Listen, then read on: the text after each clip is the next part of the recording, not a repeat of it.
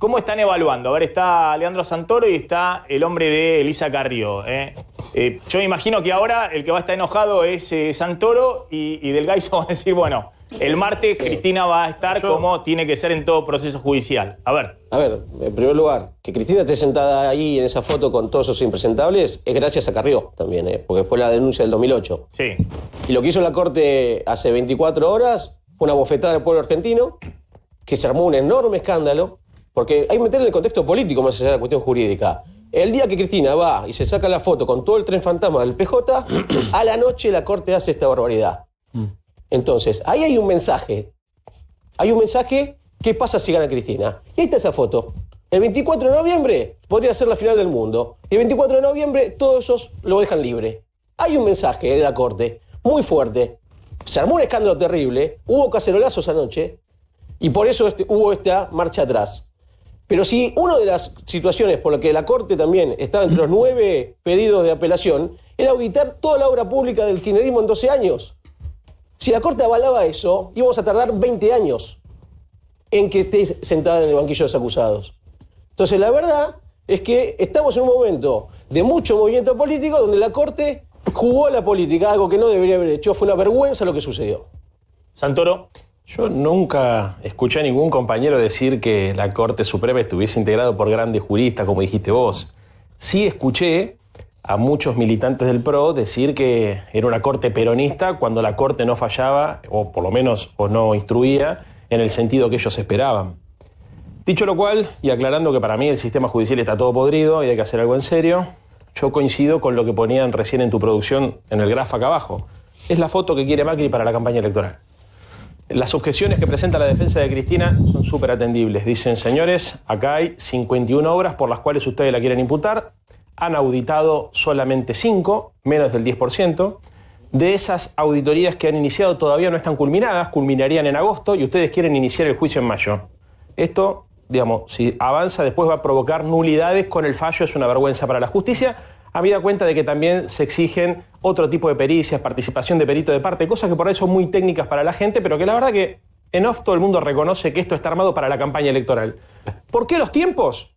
¿Por qué han vulnerado garantías y principios básicos? ¿Por qué han manipulado incluso algunos arrepentidos, como el caso de Fariña, que no sabía nada sobre obra pública, pero está comprobado que fue coachado por el señor ministro de Justicia, el señor Garavano, a través de unos mails reconocidos por su propia abogada, para tratar de darle oxígeno a la causa? Esencialmente porque la economía se derrumba y necesitan, como bien dice tu producción, en el graph, esa foto, para tratar de equiparar el derrumbe socioeconómico que se está provocando en la Argentina con una operación política donde la justicia es parte de este esquema. Y no me extraña porque en este contexto está el señor D'Alessio, en este contexto está el señor Estornelli, está el señor Bonadío, etcétera, etcétera. No, esta causa, la de vialidad en particular, que son las obras de las rutas, que debió haber hecho algunas, Lázaro Báez en Santa Cruz y no hizo, otras que hizo mal y tenían sobreprecio. Son 51. Pero bueno, verdaderamente... Sobre 83, hay 78%. Hubo varios informes y la verdad que había sobreprecios. No, te equivocás de algo. marcados. No, Maxi. Sí.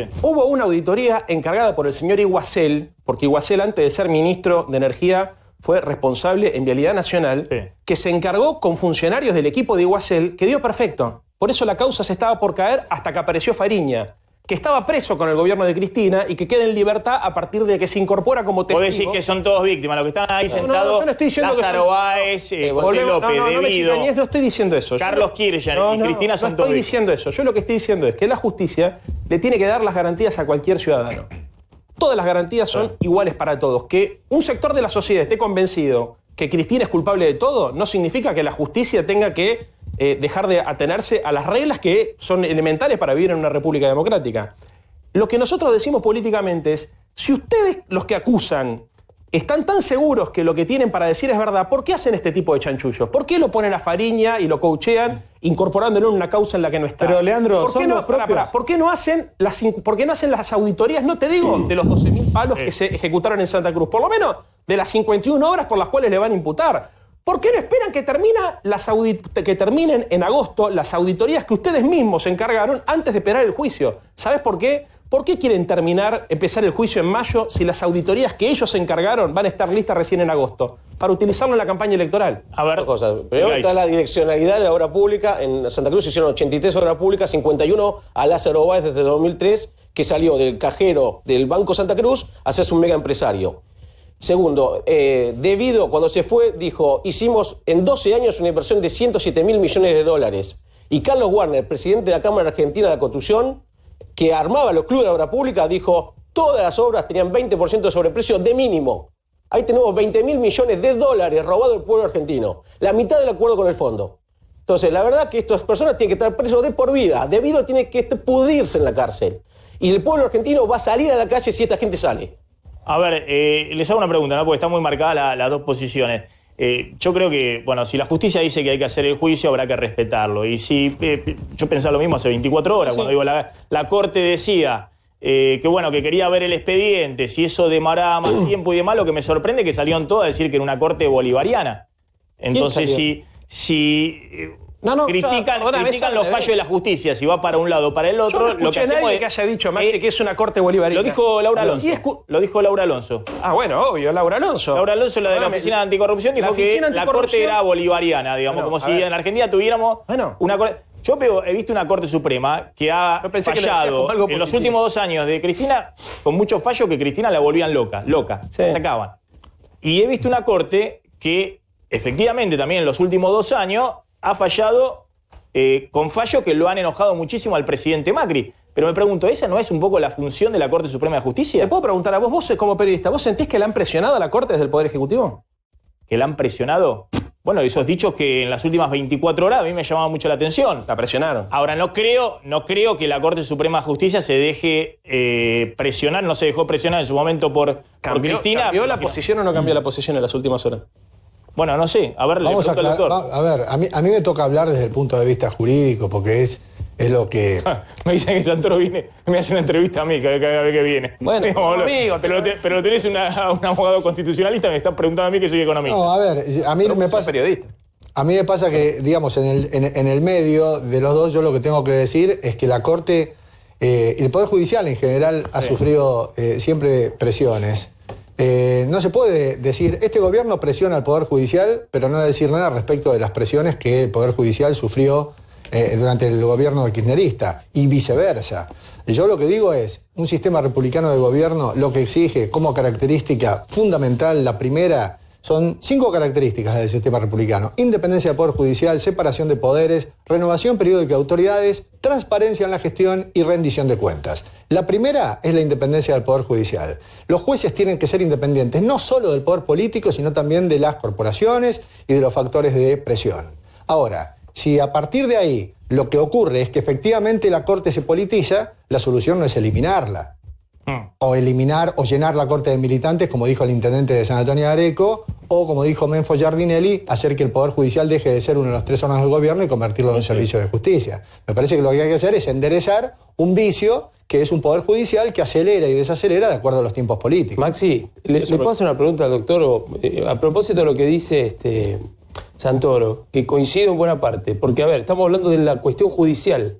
La Corte no está diciendo si se va a hacer o no el juicio el martes. Exacto. ¿Sabe qué lo va a decidir? El tribunal.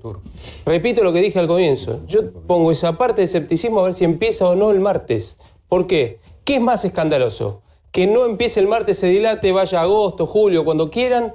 ¿O que en el medio del proceso se detecten nulidades y la Corte anule cualquier tipo de sentencia? A ver, un segundo, pero está bien. Pero acá dijo el presidente del tribunal, ¿cómo se llama? El doctor Gorini, ¿es? Sí. Dijo que se inicia el juicio.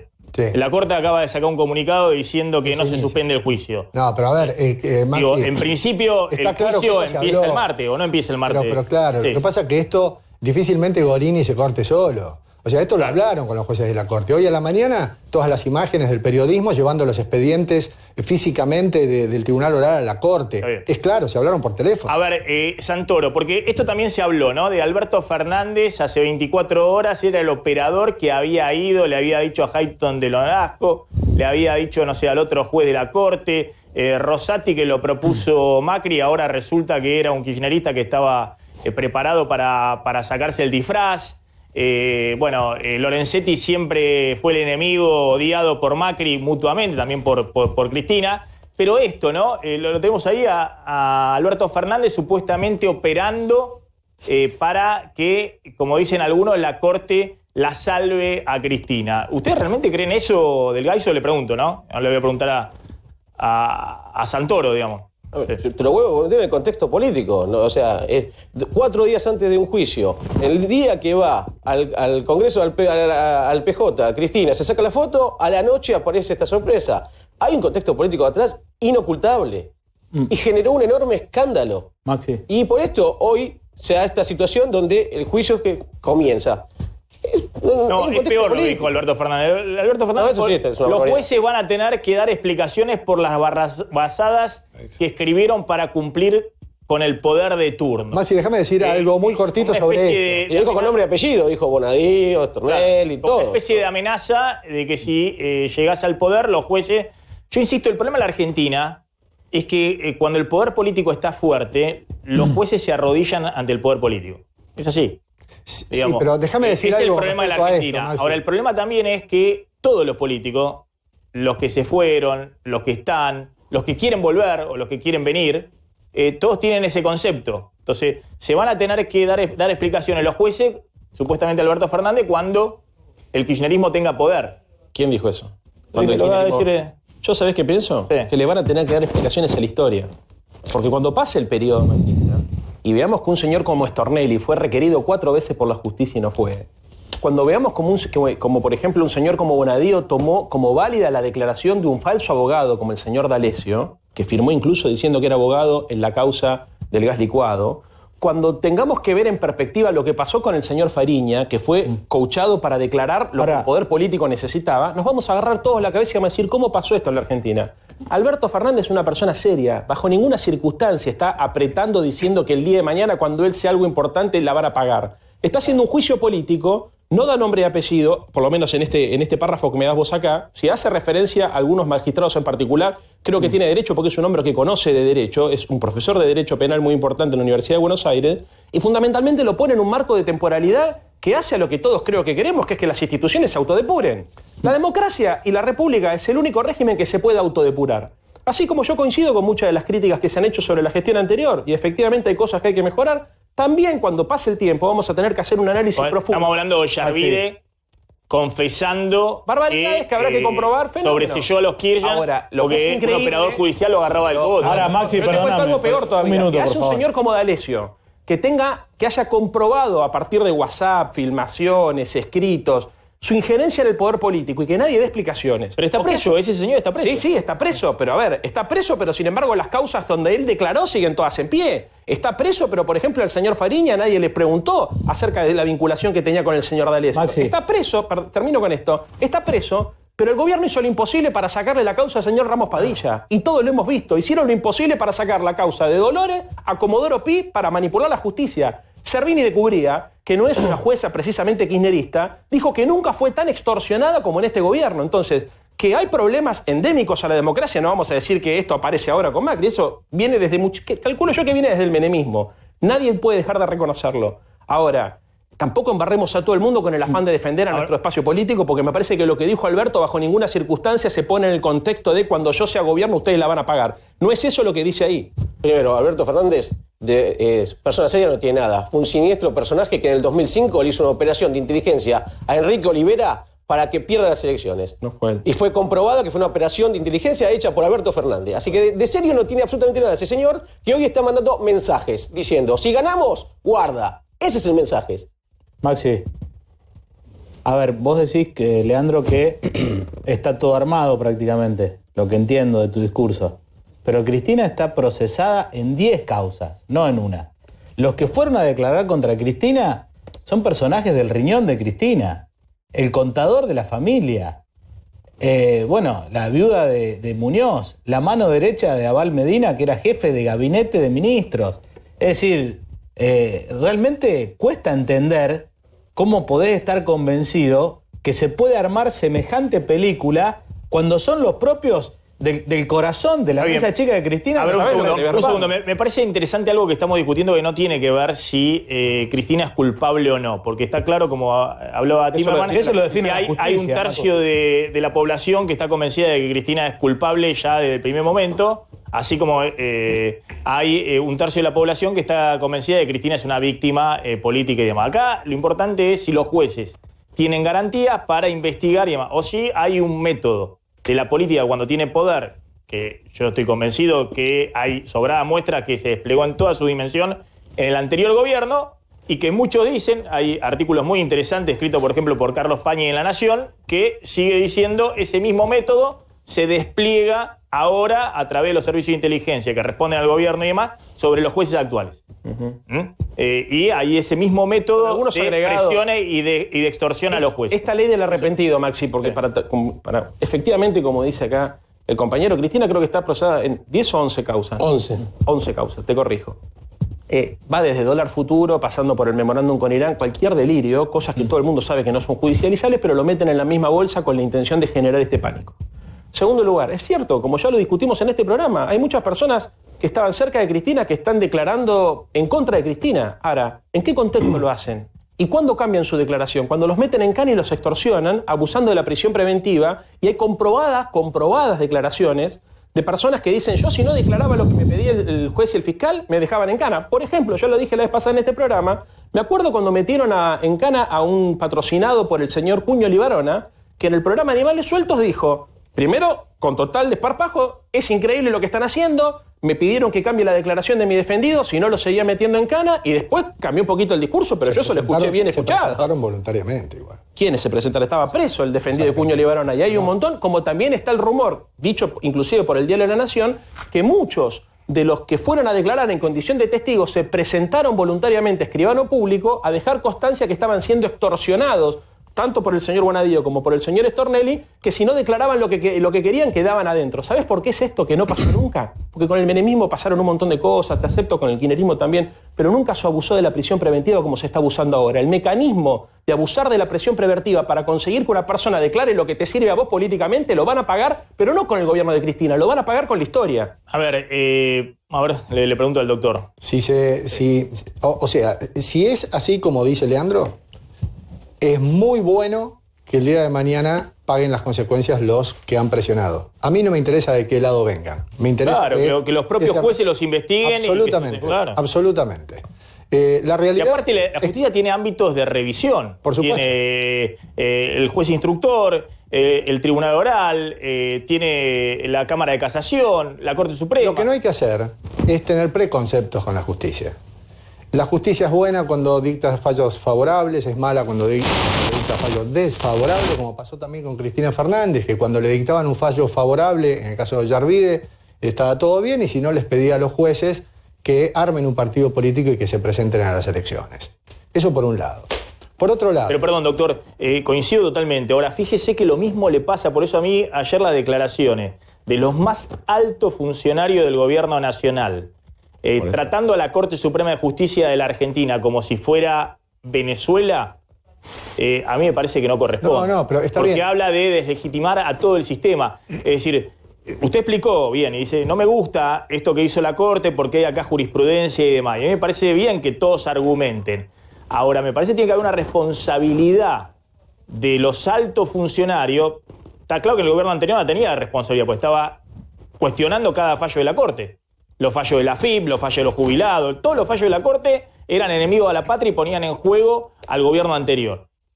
Bueno, yo había visto hasta ahora que el gobierno, muy enojado con algunos fallos, este gobierno, el de Macri, de esta Corte, el primer fallo fue el de la coparticipación, que le generó un problema político muy grande a Macri, de devolver fondos a las provincias de Santa Fe, San Luis y Córdoba, y después a todas las provincias. Pero ayer vi una andanada de todo, del ministro de Justicia, del jefe de gabinete, del propio presidente. Sí, mientras las opiniones de los integrantes del sector político sobre los fallos de la Corte o sobre las decisiones de la Corte o de cualquier juez se queden en opiniones, no está mal. El problema es que a partir de las opiniones haya presiones. Eso por un lado. Por otro lado, los jueces van a tener que dar cuentas de lo que están haciendo. hay dos cosas a tener muy en cuenta. La primera, los jueces no tienen que dar explicaciones de los fallos, para eso están los fundamentos. Los jueces hablan a través de las sentencias, no tienen que hablar en otro ámbito. Y segundo, si ese es el ámbito en el que hablan y los jueces no fundamentan adecuadamente sus sentencias, entonces eventualmente está la instancia de destitución de los jueces por mal desempeño, que es en el caso de los jueces de la Corte, el juicio político, y en el caso de los jueces inferiores, el Consejo de la Magistratura y el Jurado de Enjuiciamiento. Les planteo otro tema y ya vamos a ir a hablar un poquito también, está Pablo Goldín, vamos a hablar de economía, qué está pasando con el último dato de inflación, porque el gobierno festejó el 3,4% de inflación de abril, vamos a hablar de la bomba Carrió, vamos a hablar del radicalismo muy fuerte, presionando y buscando ver si hay un plan B con Vidal para que se baje Macri como candidato para enfrentar a Cristina. Pero, ¿qué pasa? Se inicia este juicio oral, ¿no? El martes. Cristina en el banquillo de los acusados y demás. ¿Qué pasa si después Cristina gana las PASO o gana en octubre y es presidenta?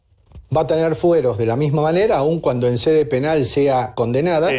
Va a seguir teniendo fueros. Los fueros que pueda tener como presidenta... Pero el juicio va a continuar, digamos, no es que termina en octubre. Vamos a suponer que Cristina Fernández fuera presidente 2 periodos más, que tiene posibilidad de serlo.